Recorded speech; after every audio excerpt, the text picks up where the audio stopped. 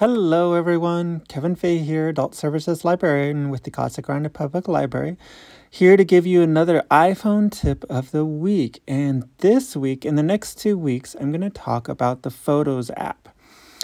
Now this week, I'm going to look at just how it's organized so that you can get an idea of kind of how to navigate around it. But the Photos app is the place where all your photos that you take through the camera app or that you download from the internet, or if someone shares it with you, that's where all those photos are stored. So let's go ahead and begin. Go ahead and open up the Photos app. And right away, usually by default, it opens up to your library. And you might be wondering, well, how do you know it's in the library? If you look on the bottom part of the app, of the screen, it's organized into 4 different sections, 4 main sections. There's Library, For You, Albums, and Search. And those are all different ways in which your photos are organized in this app. The first area, the library, it's organized chronologically. So what you see on the screen is the most recent photos that I've taken. And right now it's showing all the photos, and I can organize it by days, months, and years, and by tapping on those different ways to organize them on the bottom there. Now, if I wanted to go to a different section of this app, I could tap on For You. And For You is just photos that the software thinks you might be interested in. So that's For You.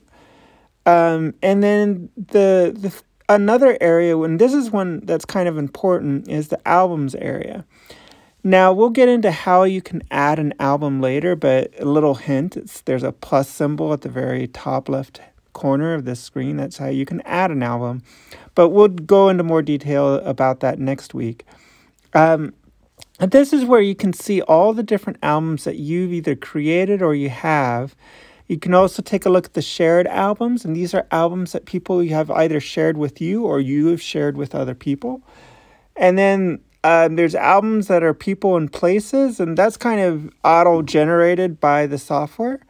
And then there's all these different albums by media types, like videos and selfies and live photos and portraits, bursts, screenshots, and screen recordings. And then you have these other albums that are in your utilities of photos that you've imported. There's hidden photos, and then recently deleted. And then the last part of the navigation or the organization is the search. So if you want to look for, you can either look for photo, people, places. You can even look for different categories or browse the different categories. You can see on the bottom there I have canyons, cliffs, animals, deserts, beaches, forests, mountains, lakes.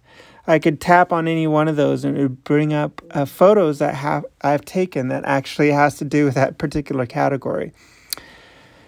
So that does it for this week's iPhone tip of the week. Join us next week for how to move photos to different albums and how to create albums, and then also how to delete photos from your photo app. Thanks for tuning in. Hope to see you next week.